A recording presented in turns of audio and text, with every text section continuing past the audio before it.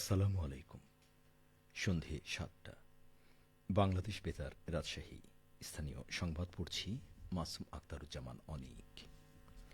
শিল্প এবং গৃহায়ন ও গণপূর্ত মন্ত্রণালয়ের উপদেষ্টা আদিলুর রহমান খান বলেছেন, চিনি উৎপাদনের পাশাপাশি চিনি কলগুলোতে আনুষঙ্গিক পণ্য উৎপাদনের পরিকল্পনা রয়েছে সরকারের।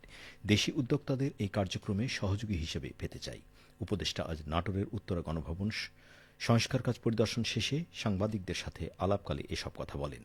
উপদেষ্টা বলেন, দেশি চিনি শিল্পের সুরক্ষা প্রদানে বিদেশ থেকে চিনি আমদানি আপাতত বন্ধ, কারণ বাংলাদেশের চিনি কলগুলোতে জমা হওয়া চিনি আগে বিক্রি করা হবে এবং সেটা টিসিবির মাধ্যমে বিক্রি হচ্ছে।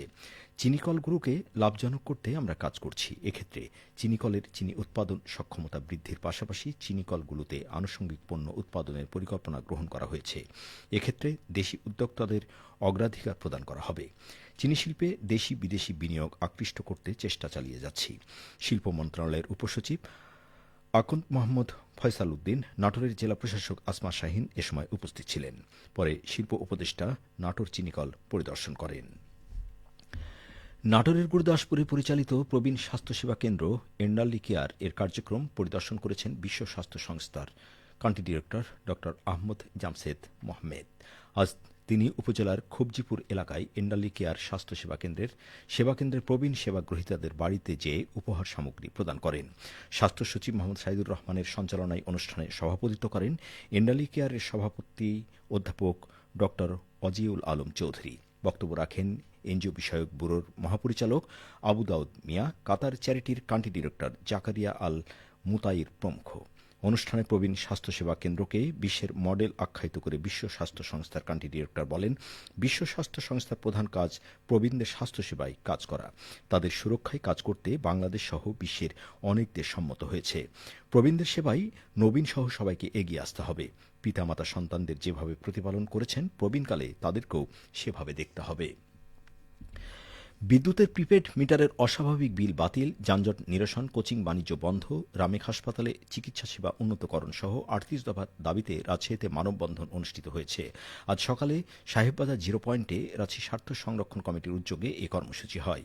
বক্তারা বলেন, নেসকোর প্রিপেড মিটারের ত্রুটি ও অস্বাভাবিক বিল সাধারণ মানুষের দুর্ভোগ বাড়াচ্ছে। শহরে যানজট, রাস্তার বেহাল অবস্থা, ফুটপাত দখল, বেআইনি পার্কিং ও চুরি ছিনতাই বেড়ে যাওয়ার অভিযোগও তোলেন তারা। রামেক হাসপাতালে সেবার মান বাড়ানো এবং দুর্নীতি অনিয়ম বন্ধে কার্যকর পদক্ষেপ নেওয়ার আহ্বান জানানো হয়। মানববন্ধনে অ্যাডভোকেট এনামুল হক, মাহফুজুল হাসনাইন হিকল, ড অসীম হোসেন সহ বিভিন্ন সংগঠনের প্রতিনিধিরা অংশ নেন। বক্তারা নাগরিক স্বার্থ রক্ষায় দ্রুত উদ্যোগ না নিলে আরও কঠোর আন্দোলনের ঘোষণা দেন। জলবায়ু পরিবর্তনের প্রভাব মোকাবেলায় যুব ও নারীর অংশগ্রহণ বাড়াতে রাজশাহীতে জেন্ডার সমতা ও নারীর নেতৃত্ব উন্নয়ন বিষয়ক দিনব্যাপী ওরিয়েন্টেশন অনুষ্ঠিত হয়। আজ সকালে ডাস্কো ফাউন্ডেশনের কনফারেন্স রুমে gender equality transforms climate action প্রকল্পের এই ওরিয়েন্টেশন আয়োজন করা হয়। সুইজারল্যান্ড দূতাবাস ও গ্লোবাল অ্যাফেয়ার্স কানাডার আর্থিক সহায়তায় প্রকল্পটি রাজশাহীর তানোর, গোদাগাড়ী, চারঘাট উপজেলার 18টি ইউনিয়নে বাস্তবায়িত হচ্ছে। এর মূল লক্ষ্য হল নারী ও যুবদের নেতৃত্ব নিশ্চিত করে জলবায়ু অভিযোজনের একটি টেকসই মডেল তৈরি করা। বক্তারা বলেন, জলবায়ু সংকটে নারী ও শিশু সবচেয়ে বেশি ঝুঁকির মুখে থাকে, কিন্তু সিদ্ধান্ত গ্রহণে তাদের অংশগ্রহণ কম। এই বৈষম্য না কমলে কার্যকর অভিযোজন সম্ভব নয়। জলবায়ু সংকট মোকাবেলায় শুধু প্রযুক্তি নয়, প্রয়োজন সমতার ভিত্তিতে সমাজ গঠন। নারীরা নেতৃত্ব পেলে টেকসই সমাধান নিশ্চিত হবে। কেবল টমেটো চাষ করেই চলতি বছরে ২০০ কোটি টাকার বেশি আয় হবে রাজশাহীর গোদাগাড়ী উপজেলার কৃষকদের। জেলার টমেটো উৎপাদনের ৮০% আসে বরেন্দ্র অঞ্চলের উর্বর মাটি গোদাগাড়ী থেকে। রাজশাহীর পদ্মার চরে প্রতি বছর বিপুল পরিমাণ টমেটো চাষ হয়, যা এই উৎপাদনকে আরও সমৃদ্ধ করে। এবছর জেলায় প্রায় ৩,৫০০ হেক্টর জমিতে টমেটোর আবাদ হয়েছে। এর মধ্যে গোদাগাড়ীতেই আবাদ হয়েছে ২,৭১০ হেক্টর জমিতে, যা দেশের সবচেয়ে বড় টমেটো উৎপাদন কেন্দ্র হিসেবে জায়গা করে নিয়েছে। কৃষি বিভাগ বলছে, আবহাওয়া অনুকূলে থাকায় এবং চাষিদের আধুনিক প্রযুক্তি ব্যবহারের প্রবণতা বাড়ায় উৎপাদন ক্রমেই বৃদ্ধি পাচ্ছে। পাশাপাশি স্থানীয় কৃষকরা জানান, টমেটো আবাদ এখন তাদের অন্যতম প্রধান আয়ের উৎস হয়ে দাঁড়িয়েছে। চাষ বৃদ্ধি, উৎপাদন ও বাজার চাহিদার ধারাবাহিকতায় গোদাগাড়ী টমেটো এবারও দেশের বাজারে গুরুত্বপূর্ণ ভূমিকা রাখবে বলে আশা করছে কৃষি বিভাগ। সবশেষে আবহাওয়া। আজ রাজশাহীতে সর্বোচ্চ তাপমাত্রা ছিল ২৬.৭ ডিগ্রি এবং সর্বনিম্ন ১৪ ডিগ্রি সেলসিয়াস। সন্ধে ৬টায় বাতাসে আপেক্ষিক আর্দ্রতার পরিমাণ ছিল ৭৫%। রাজশাহী পার্শ্ববর্তী এলাকায় আগামীকাল সূর্যোদয় ভোর ৬টা ৩৬ মিনিটে।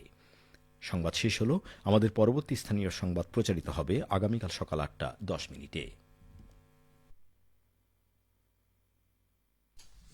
বাংলাদেশ বেতার